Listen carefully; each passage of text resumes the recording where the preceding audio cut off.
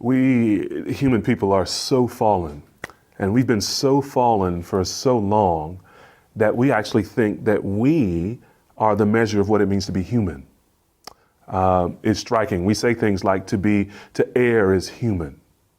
And we unwittingly then begin to define humanity in terms of that fallenness, in terms of its brokenness, in terms of its incompleteness. But if you define humanity like that, what do you do with Jesus? What do you do with Jesus who takes upon himself our humanity, yet, as the Bible tells us, is without sin, who does not err?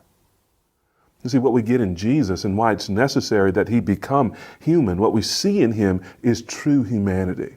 What we see in Jesus in his incarnation, his earthly life and ministry, is what humanity was meant to be, what humanity was supposed to be, what Adam was created to be, but ruined in his sin and his fall. So as Romans 5 teaches, the first man, Adam, sins, and in his sin, death enters the world. But here comes a second Adam, a true Adam, Christ, who's truly man. And what he does in his humanity is nothing short of remarkable. Because in his humanity, he offers to God everything that we owe God. So in his humanity, in his perfect obedience to God's commands, he offers to God the obedience that actually we refuse to give him and could not give him because of our fallen, sinful nature.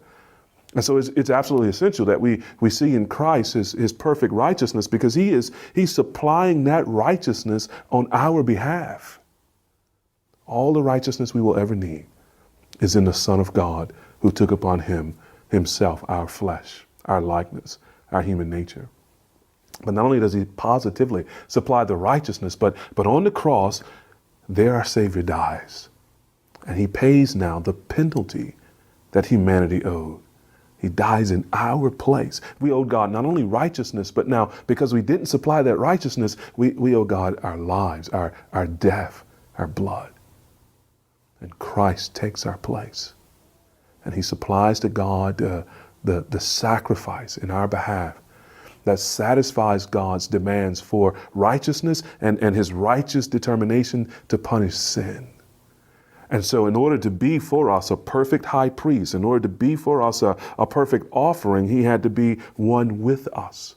He had to take upon himself our nature, and in that nature demonstrate what humanity is, what it was meant to be: righteous before God, obedient to God, worshiping God in all things, loving him fully.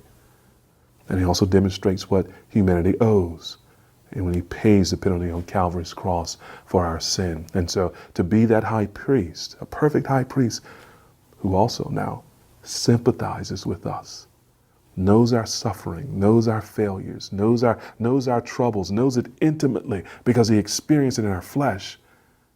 He's one who is able now to look to humanity with sympathy and to represent humanity to God with perfection.